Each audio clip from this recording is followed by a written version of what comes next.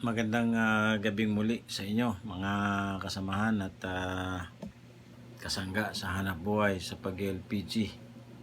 So, isang magandang katanungan ang nais nating balikan at bigyan ng kapaliwanagan base po sa aking sa ganang aking pagkakaintindi sa batas ng Republic Act 11590, 592 or LPG Industry Regulation Act. So, isang kababayan natin na maaaring naghahanap buhay sa pag-LPG ang nagtanong, ano po ang mangyayari doon sa mga generic, no? So actually, kung sino man po yung nagtanong, nakalimutan ko po yung nagtanong, pero madadaanan po natin yan at matatapos po natin ngayong gabi yung section 3 po, no? Matatapos po na section 3 or section nasa ng anong section na ba tayo noon? Abit natin mga definition of terms. So sa definition of terms ay ipinaliliwanag lang po dito nung may akda ng batas na ito yung mga importanteng mga bagay-bagay na sangkot o dito sa activities ng industriya ng LPG, no?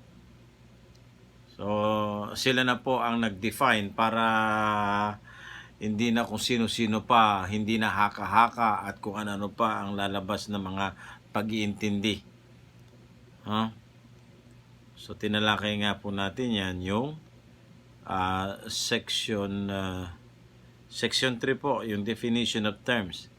Natapos po tayo, section 4 po yung definition of terms at natapos po tayo doon sa paragraph T, no? Paragraph, yes, nasa po tayo, paragraph T po tayo, no? So madadaanan po natin yan, ano? Anyway, naintindihan na po natin kung ano ibig sabihin ng generic LPG. Obviously, ito yung mga walang tatak. Alam naman po natin yan. Nagbebenta naman po tayo niyan, no? Yung mga tangke lang talaga. Lalagyan, sisidlan lang talaga ito ng LPG. So, walang lumalabas na trademark owner. So ngayon, i-regulate yan. Meaning, anong gagawin dyan? No? I-requalify yan. Base sa aking, base dito sa batas, no? Hindi lang base sa aking naririnig, no? Since nag-create sila ng qualifying group, no? Ito ay technical, no, na aspeto o technical na bahagi ng industriya o ng pag-LPG, yung qualifier, magko-qualify. Ang layo nitong qualifier na to is susuriin niya, aalamin niya kung ito bang tangke na ito ay pasado pa rin o pasok pa rin sa standard na ligtas. Yun. Kung bakit sinusuri, tinitiyak na ligtas. So may mga pamantayan sila, no? Natural, may pamantayan sila in terms of the fabrication of the cylinder. Yun po yan. So ano yung i-qualify itong mga generic LPG? Hindi naman po ito yung pag na-implement po itong IRR na ito, lahat totally wala. So, siyempre bibigyan po tayo ng grace period, no? Pero ang grace period nagsisimula na po ngayon. Sa bahagi po natin, voluntarily, tayong mga outlet, from the outlet, ay magsimula na po tayo na mag-reject. Huwag na po tayo mag-ipon, no? Magsimula na po tayo na mag-reject at tulungan na rin po natin yung pamahalaan na ipaliwanag sa mga end user o end consumer na kinakailangan magbago na rin sila, mas preferably magpalit na sila ng mga branded na mga LPG cylinder tank, no?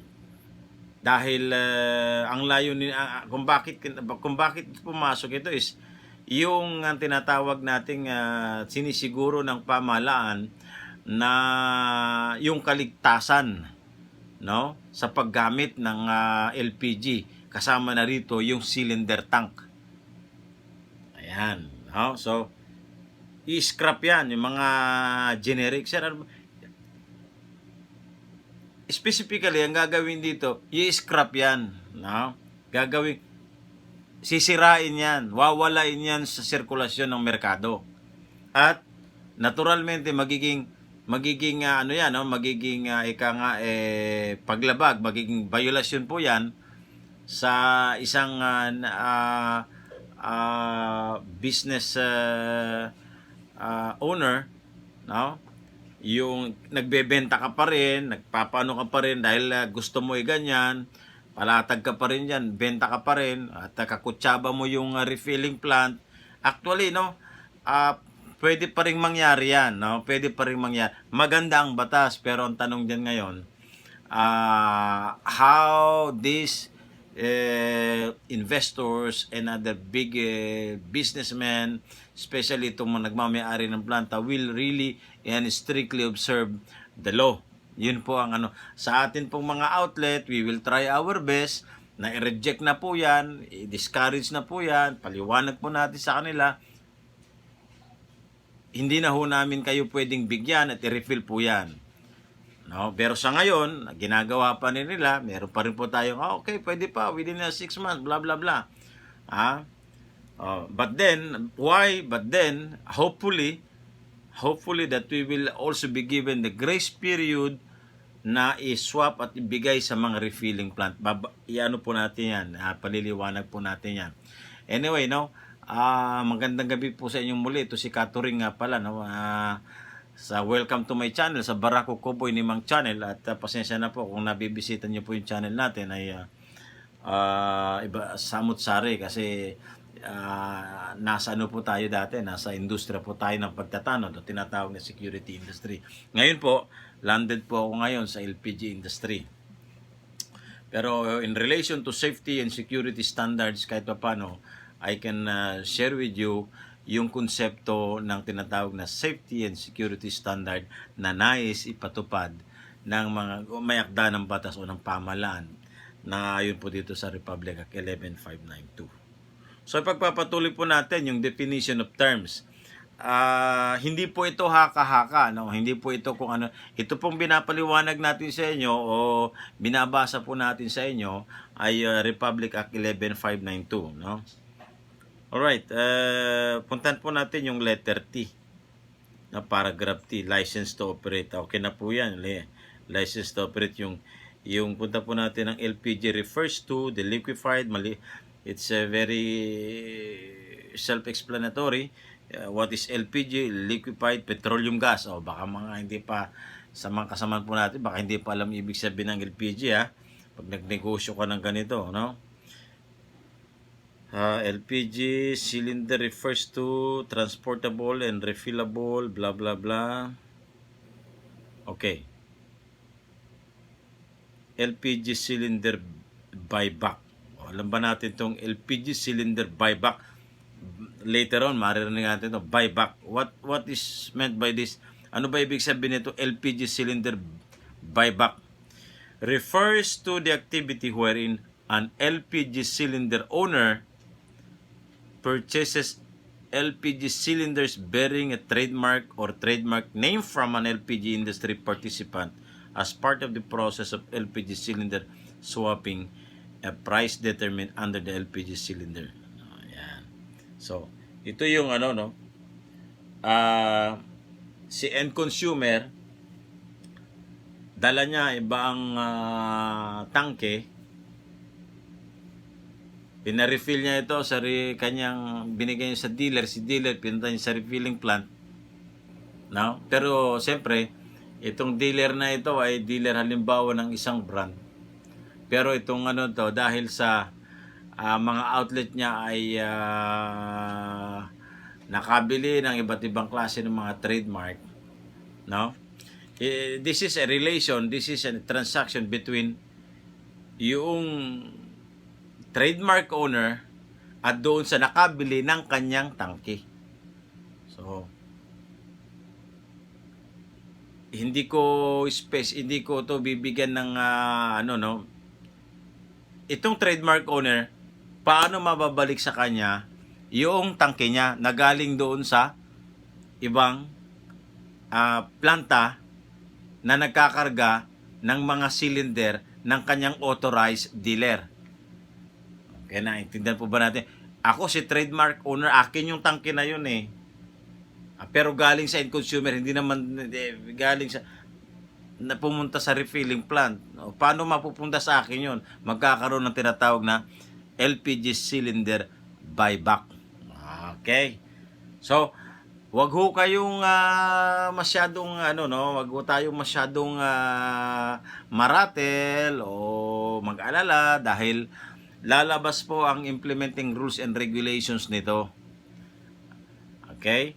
Paglabas po ng implementing rules and regulations nito, doon po ilalatag o ipapakita yung specific na nais ng may akda kung paano niya ipatutupad yung bawat proviso o talata, kumbaga sa yung kanyang sinabi sa pangkalahatang batas o General Law o yung Republic Act 11592. Guys, sa mga outlet owner na sa mga may mga taong makasamahan natin sana buhay na malakas lang loob pero actually ay mababaw ang kanilang pagkakaintindi sa batas. Itong Republic Act 11592, ito po yung batas na ginawa doon sa Kongreso at naisa batas. Pinirmahan na po. Kaya po siya naging batas. Bill po siya nung araw, no? Ito yung proponent, ito si Arnel T. Halimbawa lang, niya, kung siya man halimbawa yung proponent niyan, o si Gatchalian di umano, bla bla bla, pinirmahan ni Duterte, naging batas. Kaya naging si Republic Act 11592. This is the origin of this law. Lalabas ngayon, yung tinatawag na general, lalabas ngayon yung IRR. Ang IRR, it should be in accordance still, it's still in accordance. Ang IRR or Implementing Rules and Regulation ay kinakailangan pa rin naaayon doon. Pagka mali po yun, pwede pa rin questionin po yan ng mga taxpayers. Oy, mali ang pagkakaintindi natin. Diyan sa RA 11592 na hindi ganyan sinasabi. Halimbawa lang, halimbawa lang. Kanya po hindi ho natin pwedeng baliwalain tong 11592 na ito at hinihintay lang natin yung IRR. Pwede pong lumabas ang IRR at pwede rin po natin questionin ang IRR kung sa nakikita natin ay hindi po naaayon yung kanyang mga espesipikong provision doon sa RA 11592. Okay, makapangyarihan po ang IRR sapagkat ito po talaga ang susundin natin. Bagamat, kapag hindi po ito naaayon doon sa 11592, pwede pa rin po ang questionin niya ng mga taxpayers o mga apektadong tao na tulad po nating mga outlet or dealers or refillers, everything. Okay po. So, wag din ho nating malitin yung paliwanag po natin. Wala pa namang IRR. Sinasabi po ni Catering, isa-isipan. Hindi ho, kasi binabasa ho natin yung batas eh. Binabasa po natin yung batas, no? Okay? Dito po manggagaling yung IRR. Alright. So, hindi ho tayo nagagalit, no? At pagpamanhin nyo po yung kasuotan ni Catering. Bakit araw-araw na lang ganyan di ba nagbibihis? Mahilig ho ako sa puti. Lahat ng damit ko kulay puti. Hindi naman na ho ako napasok sa aking hanap buhay ko ng una. Pinagpuputol ko na dahil mainit ho sa Pilipinas. Kaya pinagpuputol ko na. Bukas uli ganyan pa rin ho ang damit ko. Baka ho magtaka kayo pagka nag-vlog uli ako. Mapansin nyo ho ito, no? Okay, so balikan po natin, no? Alam na po natin yung LPG buyback, cylinder buyback, Ito sa na po ito sa mga refilling plant, sa mga trademark owner, nagbilihan ng tangke na galing sa kabila. Okay? Kasi hindi naman yan, no? May iba-iba rin silang mga suki-suki. So, sila yung collecting center, no? Ng mga tangke na kung saan nanggaling ang mga galing sa mga end consumers. Ito, napaka mahalaga itong mga terminolohiya ngayon. Itong mga importante itong mga ito na maintindihan natin. LPG cylinder exchange. Ano ba itong narinig na natin ito no? Kaya nung bagong salta po ako, no? Puro nakakatakot po yung mga sinasabi ng ating mga kasamahan ito, lalabas. Pero hindi naman lang naintindihan yung batas.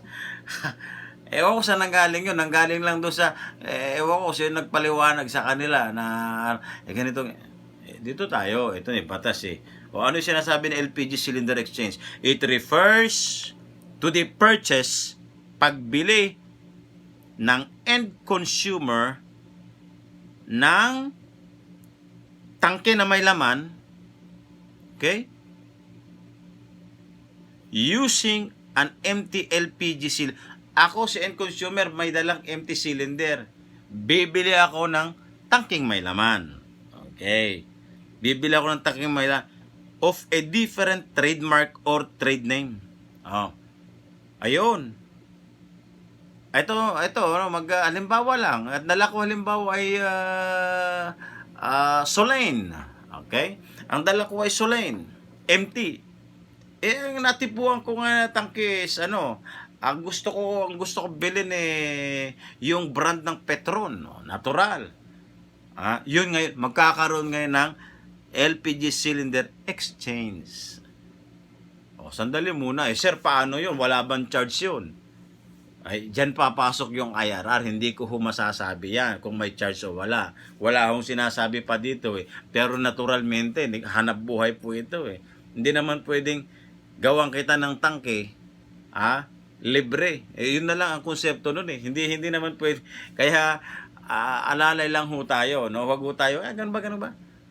Pero, tandaan ninyo, meron tayong period of swapping na kung saan itong mga generic na ng mga end user na ito, hindi naman basta pwede. Kasi kaya naman napunta ng market yan dahil galing sa outlet, galing sa planta, galing sa mga yan. So, unfair naman.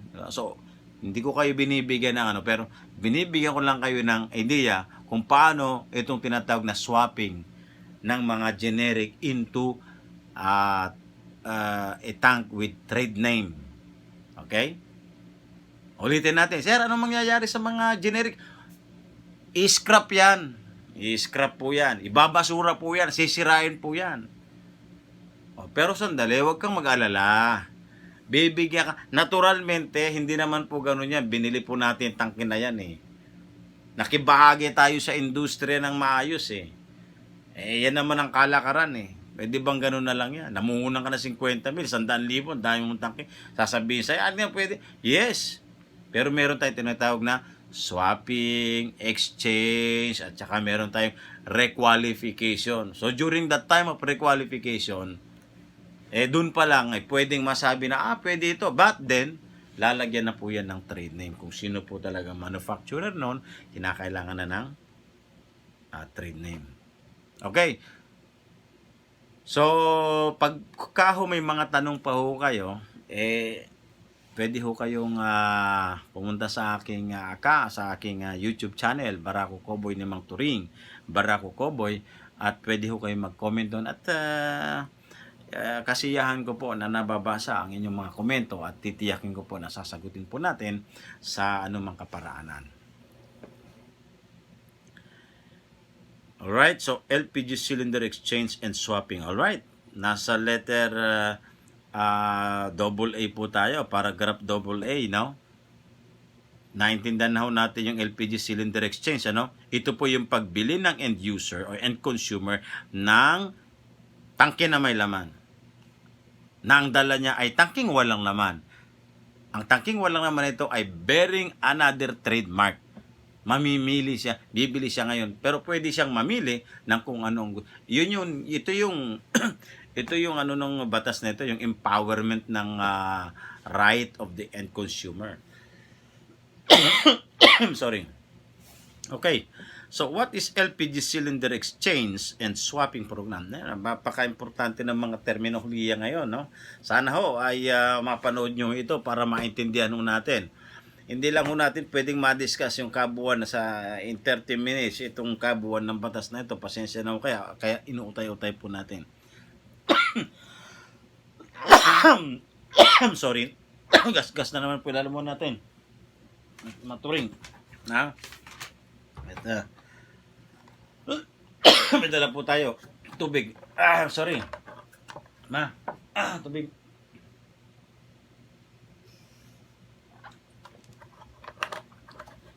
Sa haba po ng ano na ito, no? Ako po'y kasama nyo rin po sa hanap buhay, no? Wag ko kayong gano'n sa akin. Si Catering po ay nagsisimula pa lamang. Alam nyo naman, sa mga kasamaan po nating outlet, nagsisimula talagang umuwi po ako ng alas 9, alas 10 ng gabi.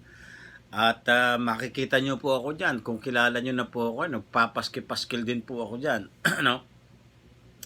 At nagde-deliver din po ako. So, ayan po, no? Lahat po tayo may mga ambisyon at pangangailangan. So, kaya ito naman may konti ho tayong nalalaman sa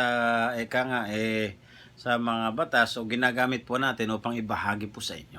Wala pong bayad po ito. Manood po kayo o magtanong, mag-text po kayo. Punta po kayo sa aking FB page ng aking hanap buhay. Pwede ho tayong magkaroon ng palitan ng kuro-kuro po doon. Ano po? So ito po, LPG cylinder exchange. Definition of terms po ito ano ba definition of terms sa Tagalog ba? Bisaya rin ito, hindi rin niya alam yun sorry sa mga Bisaya, no? Ewan ko. Ano ba yun? Parang, alam mo yun, dinidefine yung terminolohiya. Ayan.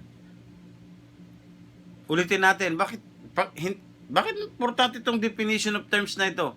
Para hindi ho tayo magkaroon ng kanya-kanya nating pagkakaintindi anong ibig sabihin po nito. LPG cylinder, kasi maririnig po natin ito, gamitin po ng mga staff yan doon sa planta. Hindi natin, cylinder exchange program, swapping. Ngayon pa nga lang, narinig swapping, generic. Ang alam natin generic is yung gamot sa high blood.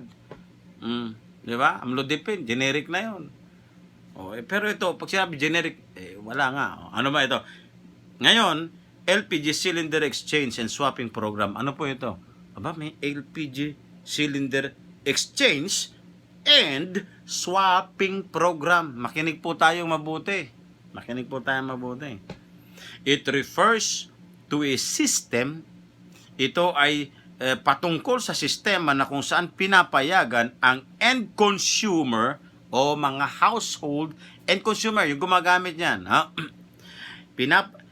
pinapayagan niya na gamitin ang kanyang kapangyarihan at kalayaan sa pagpili o pagbili ng LPG na puno na LPG filled cylinder sa pamamagitan ng tinatawag na LPG cylinder exchange.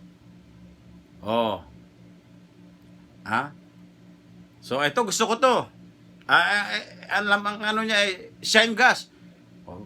Kung meron ka rin, ibigay mo. Outlet ka ibigay mo.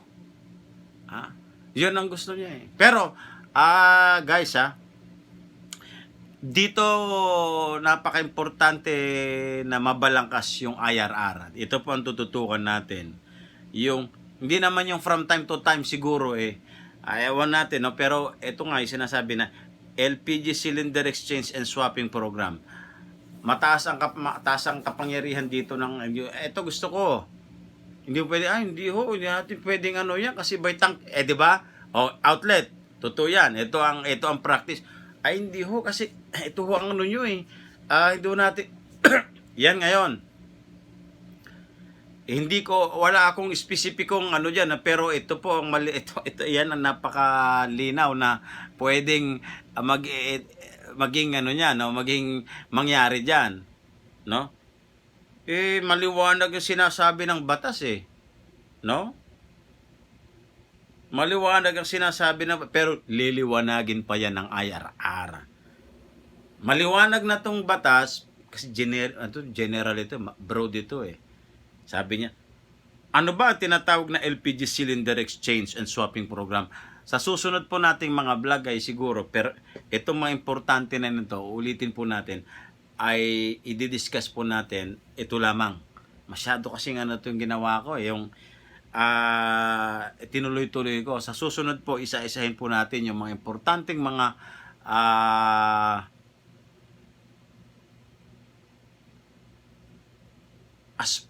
yung nakakaapekto doon mismo, yung kung saan tayo may interest, yun natin i-discuss later on. Doon tayo magpo-focus. For example, ano itong tinatawag na LPG Cylinder Exchange and Swapping Program? Ito ay patungkol sa isang sistema na kung saan ay pinapayagan ang mga end consumers na gamitin ang kanilang kalayaang mamili o bumili ng LPG filled cylinders sa pamamagitan ng LPG cylinder exchange and LPG cylinder swapping. So, anong ginagawa natin ngayon? Hino-hold natin sila. Hindi pwede po eh. Ang ano po nyo ganito, hindi po pwedeng ganito. Iba po ang ganito, iba po ang ganito eh. Pero, natural. Di ba? Iba ang presyo nun eh. Iba ang ano nun, natural. Kaya lang, siyempre, hindi na, ang mangyayari nito, ay hindi mo siya, hindi ka pwede siyang mamili ngayon. Ito yung tangke. Pero i-charge mo siya, kukunin mo yung tangke niya, hindi mo pwedeng sabihin, okay, sige po, pero ano pong gusto nyo? Petron, Solane, Syngas, Regasco, mamimili po siya. Siyempre, ibibigay mo yung presyo base doon sa produkto. Ayan naman po. Hindi yung, ay hindi po, ano ba, ganito. Ay, may tangke ninyo eh. Ito ngayon magiging maganda, no? Harinawa na magkakaroon ng, kung lahat ng tangke iisa ang presyo niyan, walang problema, no? So, yun, doon papasok ngayon yung tinatawag na buyback, sila nang bahala yung mga trademark owners. Okay. So, next is double B. LPG cylinder improvement. Refers to activities such as repair. Well, siyempre, no? Itong mga may mga problema na natangke na paulit-ulit na lamang na napupunta sa mga outlets, sa end consumers, natural nagkakaroon po ng mga issue yan sa kanyang body, sa kanyang tangke. So, natural ay merong LPG cylinder improvement. Hindi lang yan basta ibabalik sa end consumers o sa merkado na may issue pa rin yung tangke. So, kaya nga may requalifying body. May mag-qualify dyan. No? Doon din yan sa mga planta. I-qualify yan. Kinakailangan po sa safety standard and then after ibabalik. So, yun yung proseso na i-requalify. So, during the process of requalification, ang gagawin is i-improve yung cylinder. Alright? Yun. Pero siyempre, kapag pinatupad ito ng pag pinatupad talaga ito, ewan ko lang, no, pwedeng tumaas ang presyo. Daming na-involved na mga trabaho bago lumabas yung tangke. O sige nga, di ba? Ang dami lumabas na trabaho bago lumabas yung tangke. Samantalang ngayon, generic, bili ka, pak. Hanap ka lang ng refilling plant pak. Kaya pamura ng pamura, pamurahan sila ngayon. Hindi na walang kung ito ipapasa halimbawa sa mga planta, anong gagawin ng planta? I-charge niya lahat yan. Saan niya i-charge siya? Sa produkto niya, bago niya ilabas. So, yan po. Marami pong makikita po natin yan pagdating ng kung paano nila ipatutupad itong batas na ito. Pero katulad po na sinasabi ko, tayo pong mga outlet, huwag ho tayong matakot. Tayo pong mga end consumers, huwag ho tayong matakot. Merong batas na nagpoprotekta sa atin at pwede ho natin gamitin ito against dun sa mga tao nag-aabuso. Ha? Pwede po natin gamitin yan. Alright, so puntahan po natin yung LPG Cylinder Improvement Program refers to the amount. Ito. Ano ba tong LPG Cylinder Improvement Program? Sino magso-shoulder nito? Sabi niya dito, it refers, this is a fund. LPG Cylinder Improvement Program Fund. Pera ito pondo na nakalaan sa pag-improve o pagkukumpuni ng cylinder. Ito ay patungkol nga niya sa halaga na itinakda o isinet aside ng LPG industry sa mga as participant para bayaran to defray the cost of LPG cylinder improvement.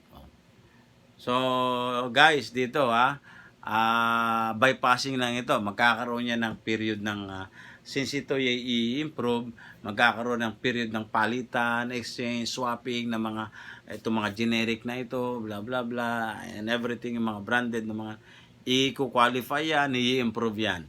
So aalalayan ito ng LPG industry. Magpopondo sila para dito. Kasi kung hindi, paano yan? Paano maitatama yan? LPG Cylinder Improvement Program refers to a system that aims to ensure the quality of all LPG cylinders in circulation with the goal of protecting the end consumers by which. Ayan. So why we should actually be happy. We should actually be happy because the purpose is even the outlet owner or dealer owner still an end consumer. Gumagamit din po tayo nito So, could you imagine ang nag-iingat, balasubas itong gumagawa ng tangke, itong mga planta halimbawa na walang pakialam doon sa tangke pag nag-refill. Alam mo ngayon, refill. Kung gaano kapangit, kung gaano kabago yung tangke, kung 10,000 beses nang paikot-ikot yan, dahil refilling, hindi minomonitor, nangyayari yan. Kaya nagkakaroon ng mga adultery, mga substandard na o nakakatakot ng tangke ng LPG. Ayan po, no? So, ito ay pondo, no? So, aassisten, susuporta ng LPG industry. Okay? Para i-improve itong mga cylinder para matiyak ang kaligtasan bago lumabat sa sirkulasyon. Okay, so mahaba na po yung diniscuss natin. Naka 32 minuto na po tayo. Under this LPG Cylinder Improvement Program, meron po mga sub-paragraph pa siya. So yun po yung i-discuss natin. So take note, nandun pa rin po tayo sa section 4, definition of terms, at binigyan po natin ng emphasis o pagdidiin. Nagsimula po tayo doon sa what is LPG cylinder buyback. Okay, ano ba ito? Ito yung si consumer, no? Balikan natin. Ito yung galaw ng LPG cylinder na kung saan yung LPG cylinder owner purchases LPG cylinder bearing its trademark or trade name from LPG industry participant from the other, and then isuswap niya in a price determined under the LPG. Yan. LPG cylinder exchange. Alam na natin yan, Ito, empowerment ng consumer para bumili ng mga tangke na gusto niya. Hindi na siya, natatakot na, kaya nangyayari, sa kagustuhan niya. Alam mo, ang nangyayari, sa kagustuhan ni end consumer na wag magbayad ng malaki, kino-compromise niya na ipaikot at i-circulate yung kanyang tangke na wala na, nakakatakot na, isang tusok na lang na gano'n, lulubog na yung daliri mo. Pero ito, mawawala na yan. For sure, mawawala yan. Huwag lang ho tayong laruin din. Laruin tayo ng mga malalaking kasama natin sa hanap buhay, alam mo na, no? Kuni-konektado yan kuni-konektado yan. Pagka nilaro tayo, lalaroin din natin hanggang sa baba. Yun na lang mga idealist, yung mga ma-pride, ang sa kagustuhan niya protektahan ng kaligtasan, pero malitang kita. Bakit ka pa pumunta sa hanapbuhay kung wala kang kikitain? Kaya, anong mangyayari? Pati siya na-impluwensya ang gumawa ng kalukuhan at katarantaduhan para yung mga consumer nalalagay sa panganib. Okay? So, hanggang dyan na lang po muna mga kasamahan ko sa hanap buhay sa pag-LPG. At hari nawa na nakapagbigay ulit tayo ng konting kapaliwanagan doon sa RA 11592. Kung meron po kayong mga katanungan, pwede po kayong mag-comment sa ating video sa baba. Huwag nyo na rin kalimutan siyempre na i-like at i-subscribe and then i-share na rin po ang ating video na ito sa ating mga kasamahan sa hanap buhay para din mas maganda at maintindihan po na nakararami. Marami pong salamat at ito po si Catering at muli po ay nagpapasalamat at nagpupugay sa mga kasamahan natin sa hanap buhay. Mabuhay po kayo.